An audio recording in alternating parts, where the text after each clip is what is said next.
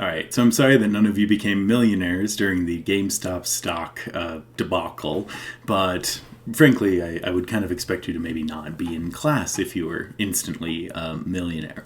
What it did do, though, was give us a fun topic, I think, to be able to discuss some of these issues that come up in how we get news, and also the way that that news is portrayed.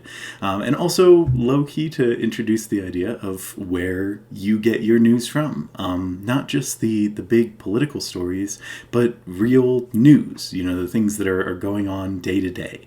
Most of you identified social media, and that makes perfect sense because we are seeing a massive shift with the advent of the internet and social media, especially as to where Americans get their news from.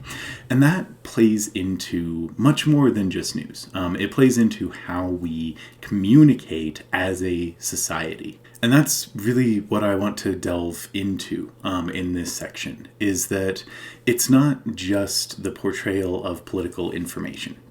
It's not just how we talk about politics or how we, are viewing politics as a society. It's not just about political polarization. It's about the very method of communication that we use to speak to one another and to communicate in a broader sense.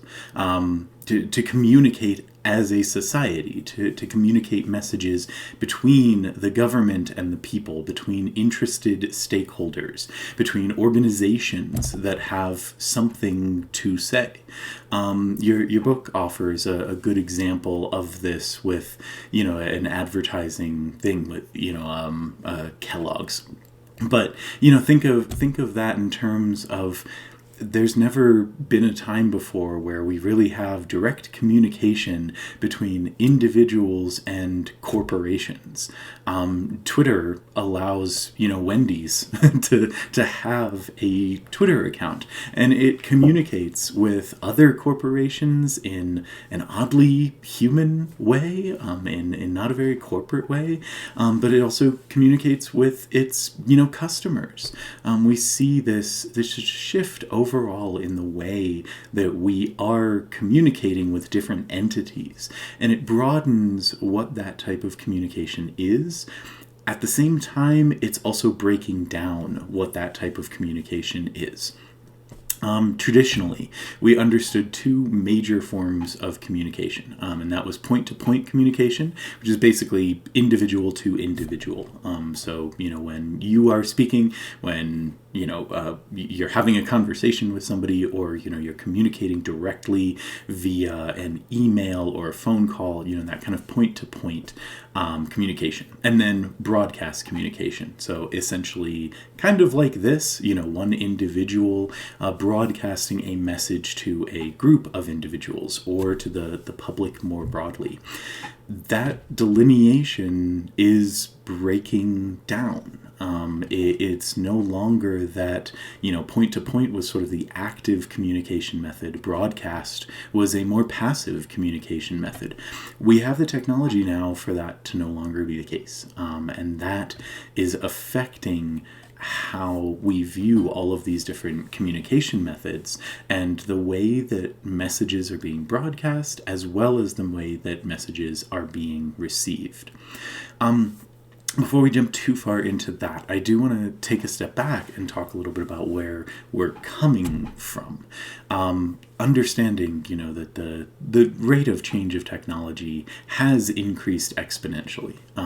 Obviously the period of our history in which newspapers were a primary form of political communication was significantly longer than the period of time in which radio was a primary form of communication, and television, and now the internet, and now, we continuously evolve our technology and the way that we're communicating with each other and the way that we're communicating political messages. So that has changed immensely. A couple of things to pull out of that are the way in which we attempt to regulate that. two specific regulations that I want to point out that I think we toss around sometimes, but it's not always fully understood. The first is the fairness doctrine, and this is a doctrine that was in place from 1949 to 1987, and it's often its downfall is often blamed for increased political polarization in our country. And that, frankly, is not an accurate portrayal, and it's not a fair portrayal of what the Fairness Doctrine was. So at its core, the Fairness Doctrine said two things. It said that broadcast media has to portray controversial issues that are of importance to the American public. So essentially, if you have a broadcast media, some portion of your programming has to be dedicated to informing the public of issues that are of significance. In that, you also have to present controversial viewpoints. So, sort of not just presenting one side of an issue. The first major thing to note is that this applied to broadcast media specifically. So you're talking the big channels that broadcast nationally. You're not talking about syndicated television. You're not really talking about cable television either. So, think of the broad range of television channels you may have grown up with. 3 of them may have had the Fairness Doctrine applying to them. Now, granted, for decades, those 3 may have been the main broadcast systems that people were getting information from. So it's still very applicable, but it's not to say that any message you got on television or radio was going to be affected by this Fairness Doctrine. The other side of it is that second part, that you have to air opposing views on these issues. That really started to become a problem. It sounds great on the surface, but when you consider that there may not always be equally valid opposing views on something. I think a great example of this would be the evolution of climate change coverage in the 1970s and 1980s. Climate change is obviously a major issue that is very pressing to our society and thus falls under a public interest that needed to be covered in the Fairness Doctrine. And yet, to present an opposing viewpoint, channels really had to go to the extreme minority of scientific perspectives of those, climate change deniers. And even giving them a portion of time to present that view therefore kind of negates how effectively you're presenting issues of public importance. And those were the arguments that were made in Supreme Court cases through the 1980s, leading up to the dissolution of the Fairness Act in 1987, was that the effect that it had overall was really chilling to our public discourse, because it was potentially giving more voice to some viewpoints that did not have as much legitimacy as other viewpoints had. It's also not to be confused with the second the second regulation that I want to mention. And that second regulation, it was the Equal Time Act. This Equal Time Rule, it's part of the Communications Act of 1934. The Equal Time Act is, again, something I think is often misunderstood. It says that broadcast media has to offer equal coverage time for political advertising if it is given to one candidate. And it's based on the amount of time that you give to your most preferred advertiser. So again, this is something that is, extremely limited in scope. Cable TV and the internet are not considered to fall under the Equal Time Rule in any way, shape, or form. And that's because it specifically regulates a public access, the public airwaves, something that is not controlled. Essentially, cable, by its technological necessity, is a controlled means of transmission. So, again, this is applying only to a select number of broadcasters.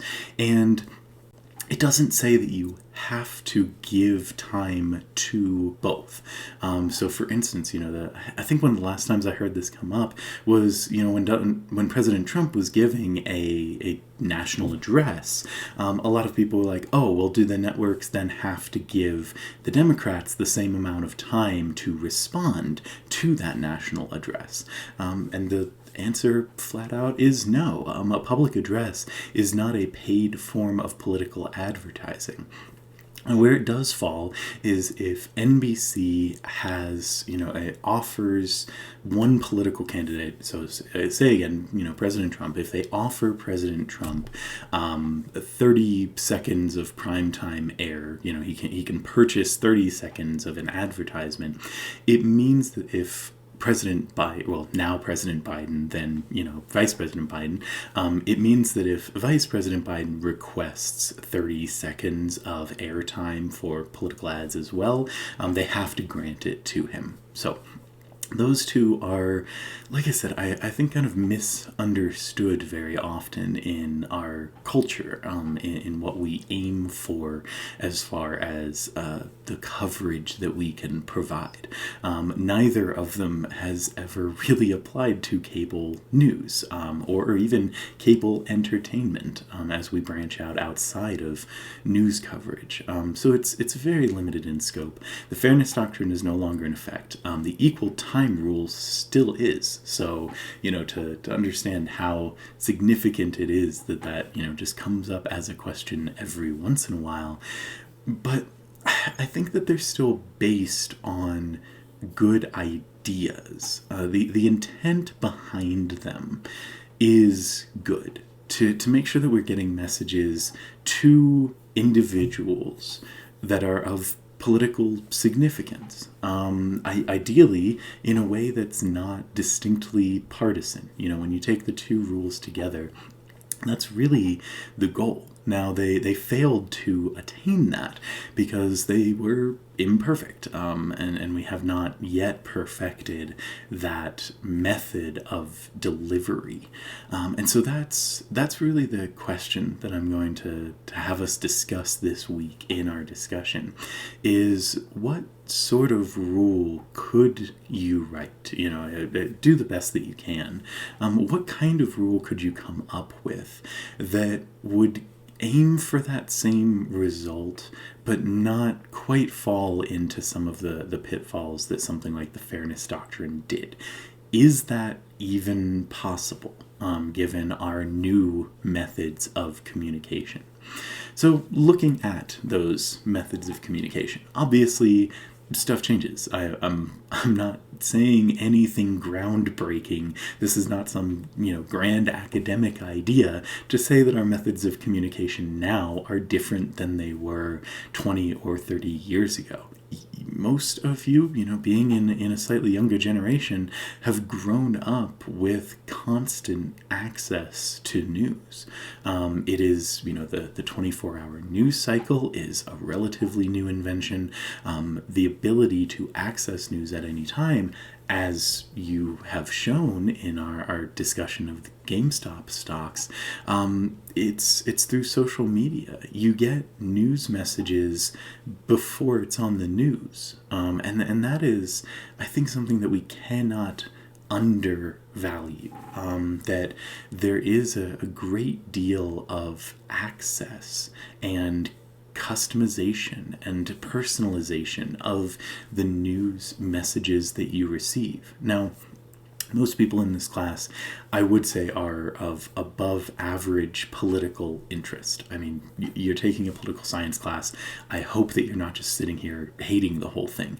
But that political interest plays into one of the three primary theories that we have of how people interact now with information. And that's the attentive public theory. So, attentive public says that individuals like you are going to be accessing news messages. You may follow people on social media, whether that be, TikTok, Twitter, Facebook, Snap. I don't know. I'm going to sound old if I keep trying to name, popular social media sources. But, if you're on TikTok, you may follow people who have political messages. So you may hear about things instantaneously when it takes the news some time to catch up.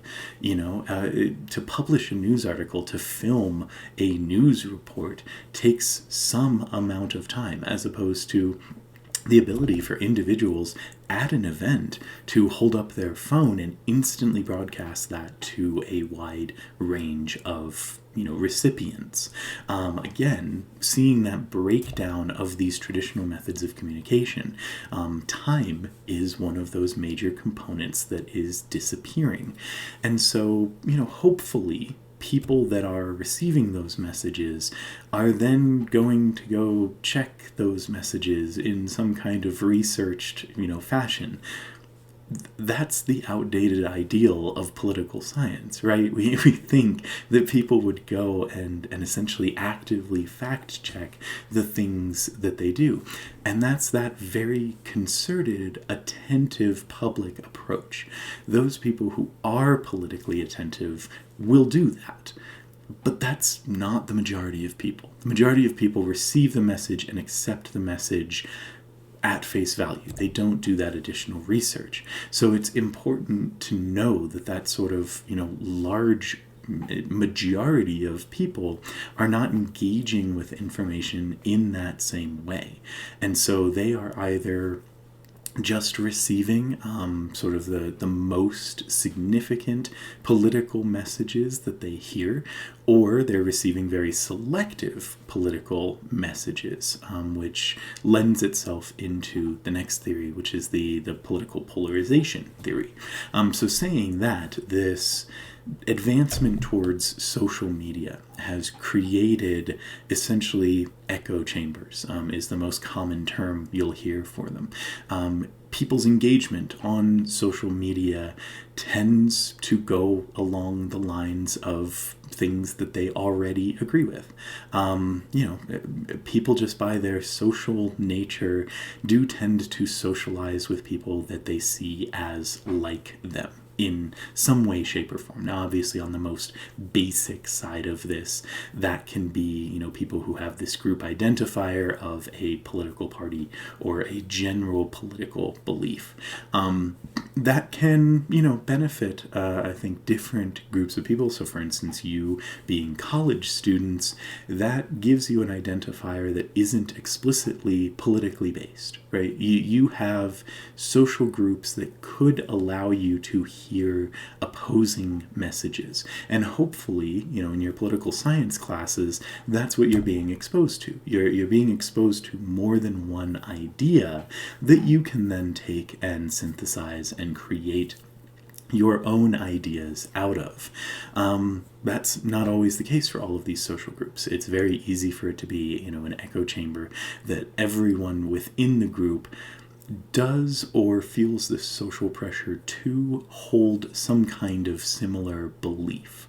And that is where we see, this rise of sometimes very informed, very accurate information in our political society, or the rejection of any information that happens to contradict that in any way, shape, or form. The sort of following an individual, following a set of beliefs, that can very easily verge over into conspiracy theory type territory. So the factual information is no longer the core, it's the belief in the information that becomes the core of this social group. So you can understand, I think, how that becomes sort of dangerous for our society and isolates political beliefs from one another when we're at that moderate level of engagement. It's important to note in that, too, that individuals who are the most informed and the most engaged tend to be the ones who can most easily fall for incorrect information. And I know that seems a little counterintuitive.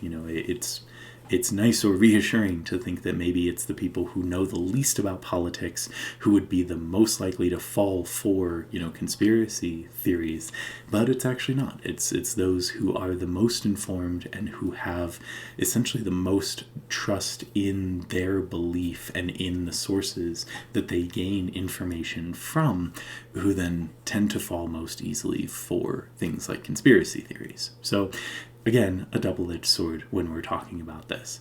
The last theory of our kind of interaction in the public sphere is the issue public theory. And so this approach essentially says that people will seek out only those issues that are most salient to them. And issue saliency is just the concept of what affects, you the most, or an individual or a group the most. So for instance, here in Wyoming, issues around ranching or public land management tend to be extremely salient for a large portion of our population. Issues around something like immigration tend to not be. It's a landlocked state, so there tends to not be as many issues that are salient to people around questions of immigration. Now, if you go to Arizona, Southern California, Texas, if you go to Seattle, if you go to New York, these areas have a lot more immigration, so obviously immigration issues tend to be much more salient to people living there. So understanding that as a method of communication, that people will seek out only that political information that they see as most salient to them also kind of makes sense. These three theories are not mutually exclusive. They all work together to give us a broader picture of how people are interacting with information. So with all of this, I think it makes it readily apparent that things are changing and will continue to change. The way that those things change is kind of hard to predict most of the time, and all we can really do is pay attention and reflect on the method of change in that. Government tends to be slow. It is slow to change intentionally. It is not intended to respond to the whims of change that may affect a public much more quickly. It is intended to be slower than that in change. And so I understand the difficulty, in a way, the challenge, I'll say, of the question that I've posed to you for this week. But I think it is a way that we can, really engage with where these problems are and what may be able to help them. Or is it just that we are moving in a direction of imbalance, in a direction of increased partisanship, and it's not something that we'll be able to fix, and so we just have to wait for it to stop? I'd like to think that that's not the answer that we have, but it takes a bit of prescience, it takes a bit of guessing, and it takes a bit of communication in a class like this to be able to really gauge where we are with these things. So with that, I'll look forward to seeing your discussion, and we will continue to discuss this more in depth as we move forward. Thanks. Have a great day.